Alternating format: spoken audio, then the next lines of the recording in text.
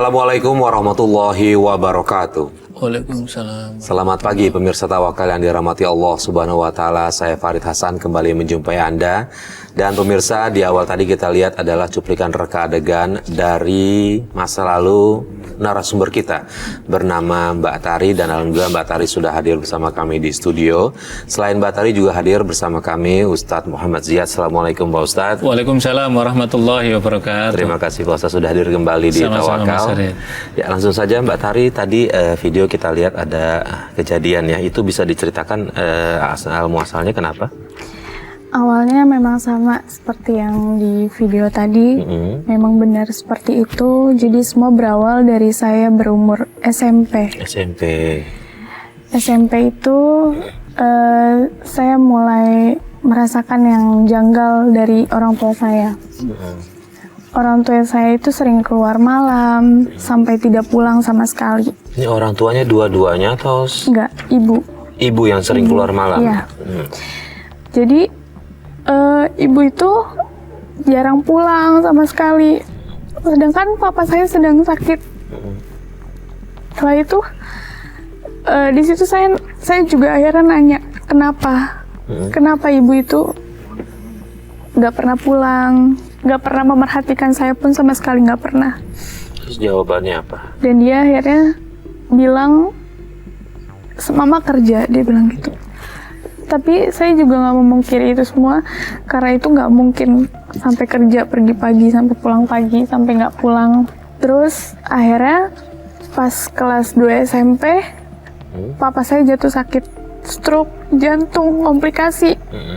Sama sekali untuk berbicara pun susah.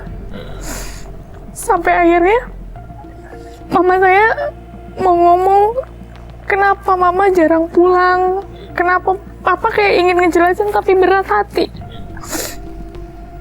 Akhirnya di situ papa bilang, mama kamu tuh punya selingkuhan di belakang. Dan sebelum papa punya kamu, mama itu udah punya 2 orang anak dari suami yang pertama.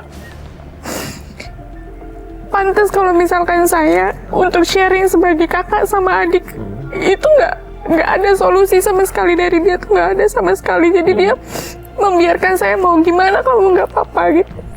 Nah, 2 anak ini yang sebelumnya tinggal satu rumah? Satu rumah. Tinggal satu rumah. Terus kemudian di situ ada sebelum Bapak sakit, ada nggak kamu melihat sendiri percekcokan mereka berdua? Ada mungkin, tapi karena saya belum ngerti sama sekali masalah itu, jadi saya beranggapan biasa saja gitu.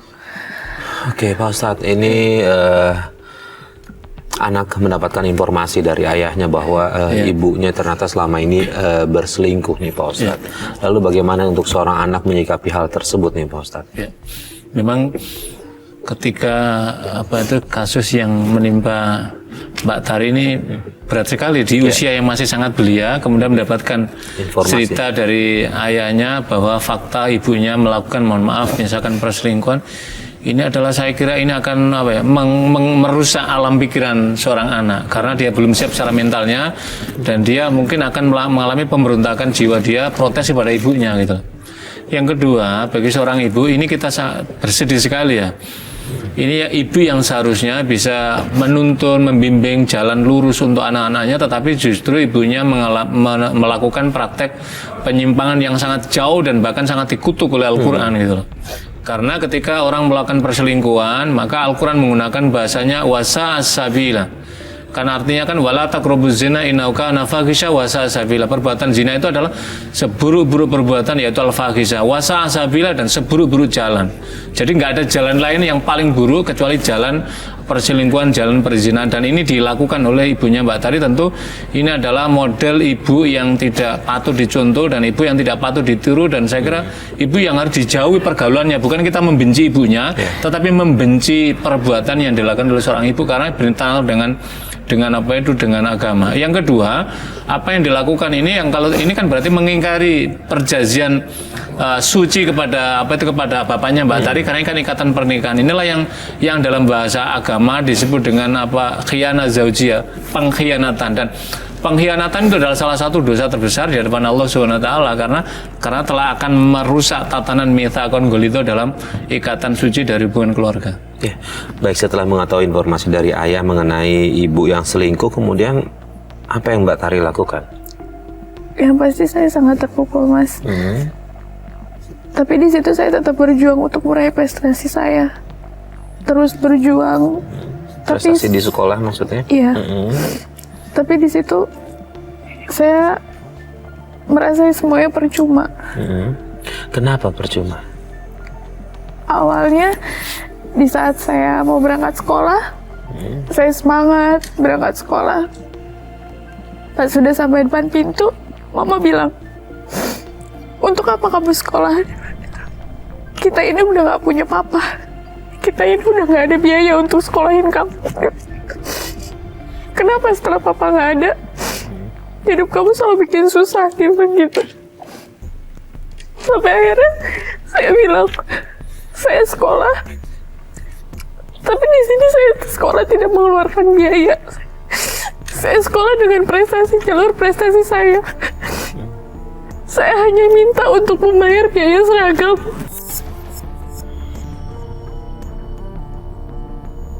Tari, mau kemana nih? Tari mau sekolah, Mah. Gimana? Tari udah cantik kan? Anak Mama yang cantik ini mau buat Mama bangga. Enggak. Buka bajunya, buka. Kenapa, Ma? Mulai hari ini kamu nggak usah sekolah lagi. Tapi kan Tari mau sekolah, Ma. Mama nggak punya duit buat bayar sekolah. Cari kerja, cari duit gak banyak. Tapi kan Tari mau sekolah, Ma. Enggak, ganti bajunya sana. Ma. Terus saya bilang, saya di sini pengen untuk meraih cita-cita saya bilang. Akhirnya Mama tetap bilang tidak. Akhirnya setelah itu saya berhenti dari sekolah. Itu di tingkat apa sekolah berhenti? SMA. SMA, berarti mohon maaf, Kelas SMA-nya nggak lulus atau Tidak. lulus? Nah, tadi ngomong nggak ada papa, maksudnya nggak ada apa-apa atau papanya sudah tidak ada? Papa sudah tidak ada. Sudah meninggal. Dan gaji pensiunan itu terpotong hutang kasbon per hari semenjak Papa sakit kan uang bulanan dari situ semua kasbon yang per bulannya itu. Ya Allah. Ustaz, ini setelah papanya meninggal, ibunya justru memutuskan untuk dia berhenti sekolah karena nggak ada biaya nih. Sementara dia sendiri sekolah sebenarnya adalah mendapatkan beasiswa dari prestasi yang dia dapatkan nih, Pak Ustaz. Ya. Kita ikut bersedia dengan ada anak yang punya prestasi bagus ketika diuji ayahnya meninggal, tinggal ibunya dan kemudian pengen sekolah, tetapi ibunya tidak punya cita-cita, tidak punya optimisme, tidak punya spirit bagaimana mengantarkan anak ini supaya tetap sekolah. Apa pelajaran penting dari kisah ini? Pelajaran penting dari kisah ini adalah bahwa dalam kehidupan sosial kita seringkali kita tidak melihat, tidak menganggap tetangga-tangga kita, tetapi sesungguhnya ada orang yang memerlukan uluran bantuan. Bantuan tidak selamanya dalam bentuk materi, tapi bantuan pertolongan, bantuan motivasi, bantuan support. Inilah saya kira hal yang penting, dan pada pagi hari ini para pemirsa sekalian mendapatkan kisah pelajaran dari sosok Mbak Tari ini yang ingin berjuang untuk sekolahnya, tetapi ibunya tidak memiliki cita-cita. Jadi seharusnya dalam posisi semacam ini ibunya itu mestinya adalah memiliki motivasi yang kuat. Motivasi apa? Bahwa Allah Ar-Razzaq, Allah yang memberikan rezeki, Allah Al-Alim, Allah yang memberikan ilmu. Maka ketika ada hambanya yang ingin bercita-cita untuk mendapatkan ilmu, maka insya Allah Allah akan memudahkan jalannya. Allah Al-Ghani, Allah Maha Kaya, Allah Al-Mughni, Allah yang mencukupi. Tidak pernah ada riwayat sejarah orang sekolah kemudian diputus karena ini, tetapi justru yang terjadi adalah orang-orang yang punya himma, semangat yang kuat, maka Allah akan berikan jalan. Orang tua mesti harus memiliki keyakinan ketika berada di jalan Allah, maka Allah akan memberikan kemudahan-kemudahan bagi orang yang menempuh di jalannya. Di dalam hadis Nabi Mas Farid ada memberikan man salaka thoriqan yaltamisu fi ilman sallallahu thoriqan ilal jannah. Siapa yang sedang menempuh jalan menuju mencari ilmu, maka Allah akan mempermudah jalannya, mempermudah menuntut ilmunya, dan Allah akan mempermudah jalan dia untuk menuju surganya Allah Subhanahu wa taala. Ya, baik, Mbak Tari, setelah Mbak Tari berhenti sekolah, lalu kemudian aktivitas hari-harinya ngapain? Saya berhenti sekolah, akhirnya saya memutuskan untuk ke Jakarta.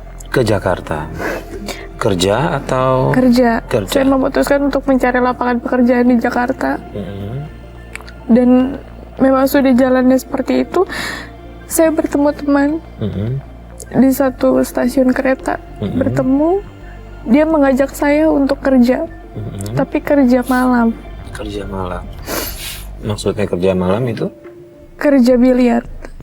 Oh, di tempat biliar. Iya. Maksudnya jaga di situ jadi kasir atau menemani? Jaga Mohon maaf. di situ, menemani. Menemani yang main biliar. Oke, terus kemudian? Di situ dia bertemanlah dekat sama saya, dia mengajak untuk kerja, dia tahu cerita-cerita saya. Akhirnya dia ngajak saya untuk kerja di situ. Dan sudah itu, awal saya berpikiran nggak mungkin kerjanya kayak gitu. Ternyata itu benar-benar kerja yang benar-benar kita menemani om-om. Saya yang nggak pernah kena rokok, akhirnya saya kena rokok.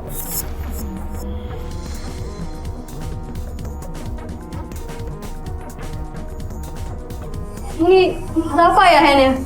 Udah deh, Tari. Kamu tenang aja. Kamu mau kerja kan?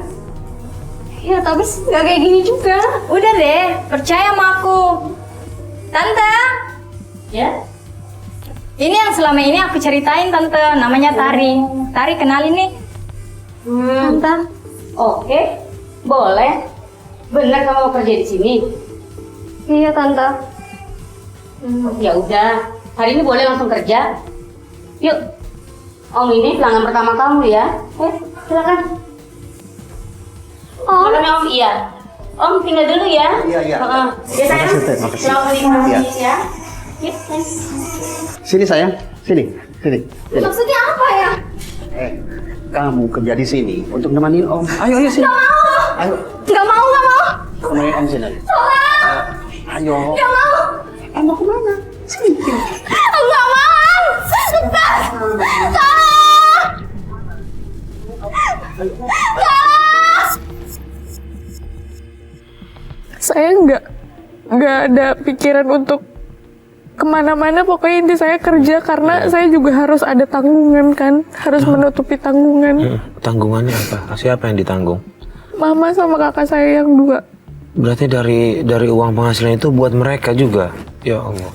Memang kakak tirinya nggak bekerja? Nggak, sama sekali nggak kerja berdua. Kerja, berharap semua dari Mbak Tari. Oke, terus kemudian di biliar itu Mbak Tari sudah melakukan hal yang udah Mbak Tari nggak suka, tiba-tiba tetap melakukan itu seperti merokok dan lain-lainnya. Mohon maaf, ada yang lebih kah atau cuma sekedar itu aja? Cuma sekedar itu aja. Cuma sekedar itu aja. Oke, tapi Mbak Tari di situ sebenarnya tahu salah, cuma nggak bisa karena dituntut dari ibu ya untuk segera ini ya. Pak Ustadz, dia melakukan pekerjaan yang kerjaan itu dia nggak suka sama sekali. Bahkan sudah jauh dari apa ya istilahnya, bisa dibilang banyak mudaratnya lah gitu. Nah Pak Ustadz nih, untuk kalau seperti ini kasusnya gimana nih Pak Ustadz untuk seorang tari? Apakah dia berat nih pastinya Pak Ustadz? Iya, kalau kita lihat dalam perspektif agama, maka seorang wanita dengan pekerjaan seperti ini kan tidak diizinkan. Pertama, pekerjaannya dia sendiri wanita, kemudian mendampingi om ini saja tidak dibolehkan dari segi agama. Yang kedua, pekerjaan ini membawa implikasi karena menemani om maka kemudian harus merokok, harus lain-lainnya. Tadi itu meskipun mohon maaf tidak sampai melakukan hal yang lebih dari itu, tetapi dari segi pekerjaan saja, kalau dari tuntunan agama ini sudah mudornya besar. Yang kedua, apalagi Mbak Tari kan dalam keadaan terpaksa tidak menggemari bahwa ini bertentang dan batin, tapi ada keterdesakan kehidupan tuntutan ekonomi, yaitu ingin memberikan sokongan keuangan finance kepada ibunya, dan yang kedua adalah kepada saudara tirinya tadi itu yang seharusnya tidak dibolehkan. Justru seharusnya adalah Mbak Tari ini disekolahkan, disuplai oleh saudaranya lebih dewasa tadi itu gitu. Tapi kan justru berbalik. Nah, para pemirsa sekalian, hal-hal yang semacam ini sesungguhnya kita tidak membenarkan. Agama tidak membenarkan orang kemudian anak di usia yang belum semestinya melakukan tuntutan kerja. Harusnya kan bekerja yang sesuai dengan ini, misalkan bekerja paruh waktu tapi sekolahnya masih jalan. Ini seharusnya gitu, dan kerjaan ini tidak membawa risiko yang sangat besar. Ini masih untung tidak ada orang jahat. Coba kalau ada orang jahat kemudian membawa ke alam yang lebih hitam lagi, ini kan lebih berbahaya lagi gitu. Tetapi ada satu hal yang harus diapresiasi, bahwa Mbak Tari ini sudah muncul benih tanggung jawab. Tanggung jawab apa? Ingin memberikan sesuatu yang lebih bermakna, lebih berharga, lebih bermanfaat kepada ibunya. Tentu ini akan diapresiasi kan itu. Allah memberikan penghargaan pada orang yang semacam ini gitu. Tetapi sebisa mungkin lah ini harus ada orang yang menolong supaya ia kembali pada jalan pekerjaan yang lebih ringan lah tingkat mudorotnya dan lebih banyak tingkat masalahnya, safety apa itu kenyamanan pada dirinya saya kira. Iya, dan saya dengar Mbak Tari katanya nggak cuma biayain hidup tapi juga biayain kuliah kakak-kakaknya ya. Iya, dari semester 1 sampai semester 7. Ya Allah, sementara harusnya yang tadi Pak Ustadz bilang Betul, kakaknya justru yang kebalikannya ya. Iya. Nah, ibunya Mbak Tari tahu kalau pekerjaan Mbak Tari seperti itu tahu? Awalnya nggak tahu kok. Tapi setelah saya cerita, saya kira Mama bakalan ngelarang untuk saya kerja di situ. Tapi ternyata malah ngedukung. Benar-benar ngedukung dan dia bilang, nggak apa-apa, banyakin lagi aja, dia bilang gitu. Banyakin maksudnya? Banyakin lah yang deketin kamu, dia bilang gitu. Toh itu juga untuk kehidupan kita enak, kata dia gitu. Sampai sesudah uang cukup, terserah kamu mau gimana.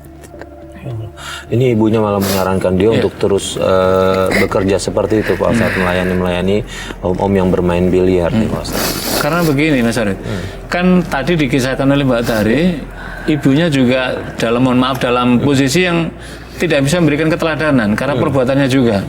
Maka perspektif ibunya, dia mengukur apa yang dilakukan oleh Mbak Tari diukur seperti perbuatan dirinya yang melegalkan sesuatu yang dilarang oleh agama tadi kan gitu loh.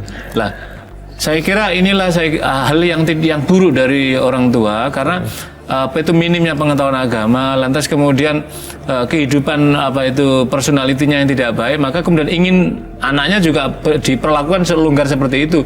Justru seharusnya kalau seorang ibu yang baik pasti dia akan melarang, wah ini tidak cocok untuk kamu seorang perempuan, ini akan berbahaya bagi masa depan kehormatanmu, maka carilah pekerjaan yang bisa membuat aman pada seorang perempuan, mestinya kan begitu. Tapi kan justru sebaliknya tidak berlaku seperti itu. Tetapi ada hal penting yang menurut saya catat tadi, bahwa karena Mbak Tari dari kecil perilakunya baik, ingin menolong kepada ayahnya, ingin berpihak kepada ayahnya yang posisi benar, dan kemudian apa itu protes terhadap perbuatan ibunya, inilah saya kira benih-benih kebaikan inilah Allah masih memberikan proteksi perlindungan pada dia sehingga tidak diseret dalam perbuatan yang tadi, mohon maaf, lingkungan yang tidak baik tadi itu gitu. Iya. Nah, mohon maaf kakak yang Mbak Tari ini fisiknya normal kan? Normal. Artinya secara fisik sama mentalnya sudah mampu bekerja ya. Mampu. Tapi sementara mereka sendiri nggak bekerja, bergantung sama Mbak Tari. Nah, mereka sendiri sebenarnya sikapnya seperti apa ke Mbak Tari? Mereka itu keras, bener-bener keras. Terus kalau dia omongin tuh sama sekali nggak mau dengar gitu. Kadang kalau dia melenceng, maksudnya saya sebagai adik bukan menggurui, tapi memberilah tahu jalan yang baik gitu kan. Tapi tetap kayak gitu. Terus belum lama ini dia bilang dia bakalan jual rumah yang untuk papa, untuk aku, tapi mau dia ambil. Apa hartanya Rumah, semua, iya. hasil penjualannya mau diambil semua Iya. sama dia. Ya Allah Pak Ustadz, ini bukannya kalau orang bilang bukannya tahu terima kasih gitu Pak Ustadz ya, sudah dibiayai kuliah segala macam, tapi justru nggak mau mendengarkan, apalagi ini mau ngambil harta papanya nih Pak Ustadz. Ini tidak dibolehkan karena begini. Kalau Mbak Tari dengan saudara yang tadi kan namanya saudara tiri kan, beda ayah kan. Nah, ketika ayahnya Mbak Tari meninggal, maka status Mbak Tari ini anak yatim namanya. Lah, harta dari ayahnya tadi itu diwarisi itu hanya ada dua yang dibolehkan. Pertama menurun kepada Mbak Tari, yang kedua adalah kepada ibunya. Karena ini punya anak perempuan satu, maka ibunya ini mendapatkan, kalau di dalam pembagian maka mendapatkan 1/8 karena ada anak. Kalau tidak ada anak maka dia menjadi 1/4. Kalau pada ibunya tadi itu. Kalau Mbak Tari ini laki-laki maka lain lagi. Gitu. Jadi dalam Islam ada pembagian namanya harta mawaris, ilmu pewarisan tadi itu. Oke, Mbak Tari, Mbak Tari berapa bersaudara? Satu. Sendiri berarti? Iya sendirian. Kalau sendiri? Ya otomatis pada dia, kan sendirian. Makanya kan karena dia sendirian, ibunya ini bagiannya lebih besar ya, dia bahkan lebih besar ibunya. Kemudian yang kedua adalah ibunya dari ayahnya Mbak Tari, itu dia mendapatkan dia.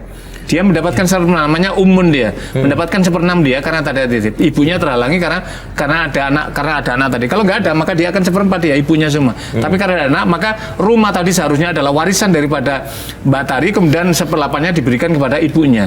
Lah, saudara perempuannya tadi, saudaranya tadi yang beda bapak tadi, dia tidak mendapatkan apa-apa. Nggak ada hak. Nggak ada sama sekali karena dia tidak termasuk tidak dawil furud, bukan orang-orang yang memiliki warisan, memiliki hak untuk warisan daripada ayahnya. Itu tuntunan agama. Surat An-Nisa itu detail sekali dalam satu surat itu memberikan penjelasan untuk itu. Nanti Mbak Tari bisa pelajari itu. Lah, apa hukumnya orang yang tadi saudaranya tadi itu kemudian mengambil harta yang menjadi warisannya Mbak Tari? Maka Al-Quran secara keras sekali, wala ta'kulu amwalal yatama dzulman innama ya'kuluna fi butuhin nar. Janganlah kalian memakan harta benda anak yatim dengan cara yang zalim. Dengan cara yang zalim itu apa? Udah jual saja, kemudian hasil jualnya dipakai dia. Orang yang memakan harta semacam ini, apa kata Al-Quran? Kama yakulu awalal yatama innama yakulu fi butuhin nar, sama dengan ia memakan bara dari api neraka dalam perutnya.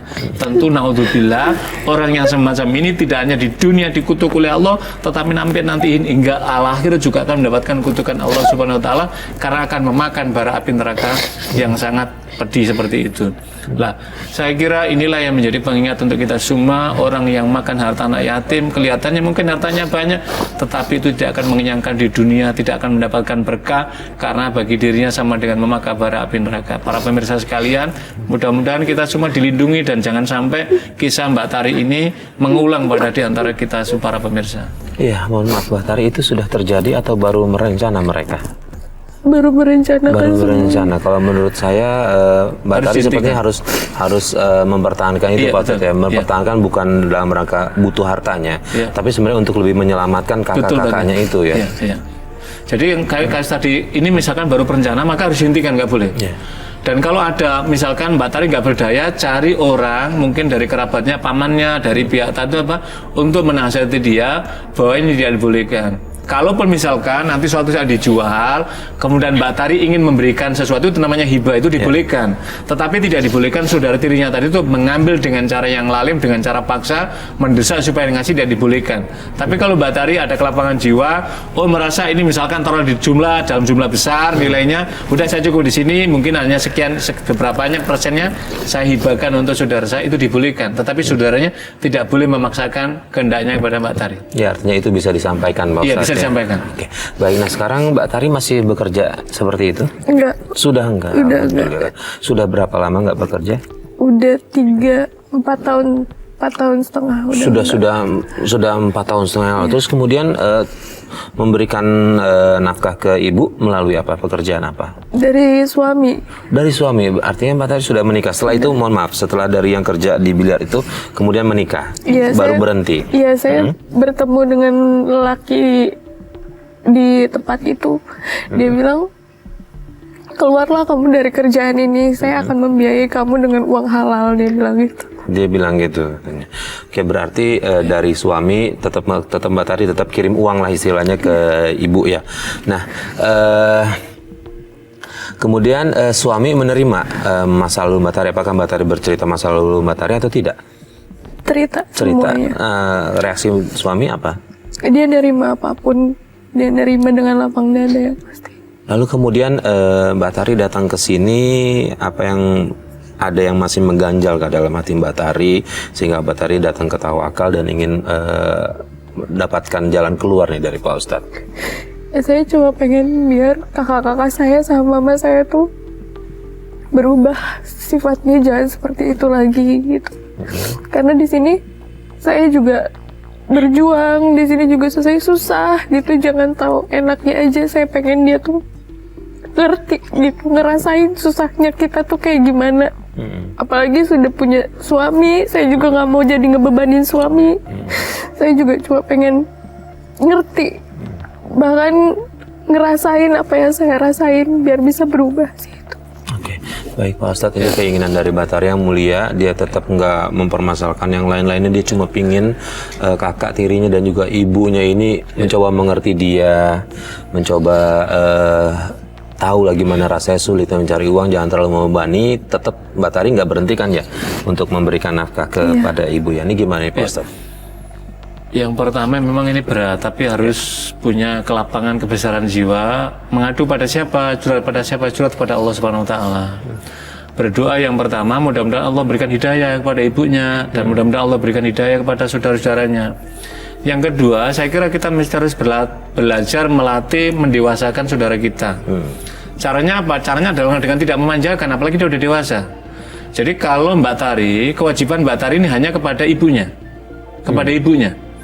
Karena ada salah seorang sahabat yang mengadu ketika orang tuanya itu sering meminta duit kepada dia. Ini seorang laki-laki, ini bukan perempuan, apalagi ini kan berbeda kasusnya.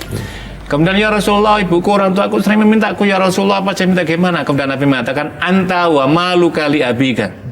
Kamu dan harta benda itu milik orang tuamu. Artinya apa? Orang tua meminta kepadamu, itu nggak ada persoalan, sementara kamu punya untuk rezeki untuk itu gitu.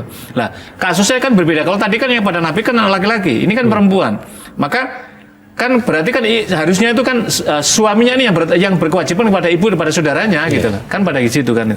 Lah, ini kalau kepada ibunya tidak apa-apa, dibolehkan dalam agama, tetapi itu bagian dari birrul walidain. Tapi kepada saudara yang tadi, saya kira Mbak Tari juga perlu memberikan pelajaran, tidak selamanya harus disuplai dalam bentuk di situ gitu. Memberi kepada ibunya kewajiban, kepada saudaranya itu bukan kewajiban, tapi itu sodako namanya. Sodako statusnya gitu loh. Karena ada perbedaan nanti itu kan, karena bukan menjadi tanggung jawabnya. Yang kedua, yang Mbak Tari berikan itu bukan hartanya Mbak Tari, hartanya suaminya. Maka harus sepengetahuan dan seizin suaminya. Mbak Tari tidak bisa serta-merta, wah ini mumpung dikasih duit banyak, saya kasihkan, tidak. Harus seizin pada dia. Seizin pada dia. Itu penting untuk digarisbawahi. Kalau kepada ibunya tidak apa-apa, tapi kepada saudaranya tadi itu harus izin kepada orang tuanya. Yang ketiga, sesungguhnya Mbak Tari tadi bukan untuk memutus pada tadi, tapi memberikan pelajaran kepada saudara yang tadi supaya dia juga melatih kepada kemandirian gitu, dan saudaranya supaya mengerti bahwa Anda hubungan dengan ini tuh bukan hubungan saudara kandung, tidak serta-merta kemudian seenaknya dimintai, sementara kan ini kan bukan orang kaya raya dalam mana melimpah hartanya, ini kan hartanya suaminya, maka tidak bisa serta-merta kemudian seenaknya untuk seperti itu. Jadi Mbak Tari juga tadi bukan pelit, tapi ini bagian dari nilai pendidikan. Mbak Tari mengajarkan kemandirian kepada saudara, dan ini juga bagian yang dituntun oleh agama. Nah, Mbak Tari, apa yang tadi Mbak Tari utarakan di sini sudah pernah disampaikan ke ibu belum sebelumnya? Belum pernah sama sekali. Kalau menurut saya nggak ada salahnya Pak Ustadz menyampaikan ini ke ibu, siapa tahu ibu jadi terbuka hatinya gitu, karena kan ibu pikir Mbak Tari punya segalanya gitu. Nah, dalam itu selama ini ibu juga apakah pernah ngomong mengenai masa lalunya ibu ke Mbak Tari? Nggak pernah. Nggak pernah bilang? Nggak pernah sama sekali. Nah Pak Ustadz, kalau soal masa lalu ibu sendiri nih Pak Ustadz, apakah boleh Mbak Tari untuk mengingatkan dia, mana tahu karena perlakuan yang lalunya itu Pak Ustadz? Jadi mungkin kepada ibunya mungkin mengingatnya harus secara halus. Pertama, jangan sampai niat baik kita itu kemudian menimbulkan rasa sakit orang tua. Karena Al-Quran kan diingatkan, cara mengingatkan orang tua itu bagaimana, mungkin bisa melalui saudara ibunya. Kalau misalkan masih ada pamannya dari ibunya, berarti paman manggilnya, itu bisa ingatkan kalau tidak mempan. Tapi kalau tidak ada paman lagi, saudara yang dituakan, mungkin bisa mengingatkannya apa? Kita berkewajiban menyelamatkan keluarga kita. Al-Quran kan menjelaskan, ya ayyuhalladzina amanu qu anfusakum wa ahlikum naro. Wahai orang beriman, jagalah dirimu dan keluargamu dari sentuhan api neraka. Mohon maaf, ibunya tadi kan punya pengalaman masa lalu hitam. Apa caranya? Ajak, nasihatkan, diajak untuk bertaubat. Caranya apa? Nggak usah, mama harus bertaubat. Tidak. Caranya Mbak Tari misalkan ada sebuah majelis ilmu, majelis pengajian, atau apalah yang bisa mencerahkan, ajak ibunya. Mah, ikut yuk, ini ada pengajian keren loh, ustadznya. Ini loh, macam-macam. Nanti lama-lama dia akan tersentuh. Itulah bagian dari cara kita membawakan nyala pintu hidayah kepada ibu kita. Maka itu berarti bagian dari birrul walidain, kita berbakti kepada orang tua. Caranya adalah selain berterima tadi, yang kedua adalah mengajak pada ibu kita kembali pada jalan yang benar. Ya, lalu kemudian bagaimana dengan doa nih, kira-kira Pak Ustadz, doa apa yang mungkin Mbak Tari bisa panjatkan selain tadi aksi yang berikut ngajak ke pengajian? Ada nggak mungkin doa yang Mbak Tari bisa lakukan sendiri di rumah biar terbuka hati para kakaknya dan juga ibunya, Pak Ustadz? Doa memang tidak ada secara fisik misalkan, tapi kan ada doa Robbi firli wali walidayya warhamhuma kama robbayani shoghira. Itu adalah doa untuk kita, doa orang tua kita. Yang kedua adalah doa mohon petunjuk. Jadi misalkan ya Allah berikanlah petunjuk pada diri saya, kepada ibu saya, itu kan Allahumma inna nas'alukal huda wa tuqa wal afafa dan seterusnya, itu adalah bagian dari untuk doa. Yang ketiga bisa juga melalui doa-doa apa itu bacaan wirid, seperti misalkan Al-Fatihah diulang-ulang, dibaca, bahkan minta kemuliaan dari Al-Qur'an ini untuk kita, keluarga kita. Kemudian surat-surat pendek. Jadi Mbak Tari mohon maaf melatih membaca ayat Al-Quran ini dan kemudian memohon kepada Allah mudah kebaikan ini sampai kepada ibu kita sehingga ibu kita di sini. Kita ingat sahabat Umar bin Khattab sebelum masuk Islam tersentuh hidayah Allah itu melalui lantunan ayat Al-Quran. Mungkin ketika ke rumah ibu dengan mengaji, mungkin dia, oh kamu kok mengaji? Terus pelan-pelan nanti kan dia akan tersentuh. Kemudian ibu yang selain kita bawa ke pengajian tadi. Mudah-mudahan dengan cara itu yang penting Mbak Tari jangan pernah berputus asa. Mendoakan orang tua, mudah-mudahan Allah memberikan hidayah pada orang tua agar ia mau merubah keburukan ini menjadi kebaikan. Amin ya rabbal alamin. Terima kasih Pak Ustadz atas semua Sama-sama, Mas nasihatnya. Farid. Buat Mbak Tari, coba tadi apa yang disampaikan Pak Ustadz coba diamalkan. Kita sih kesini senang melihat Mbak Tari punya hati mulia ingin mengembalikan ibu dan kakak-kakaknya ke jalan yang benar. Terima kasih Mbak Tari sudah berbagi cerita kita. Mudah-mudahan ini bisa menjadi pelajaran buat pemirsa di rumah ya. Dan pemirsa, akhirnya sampai di sini Tawakal. Saya Farid Hasan undur diri. Wabillahi taufik walhidayah. Wassalamualaikum warahmatullahi wabarakatuh.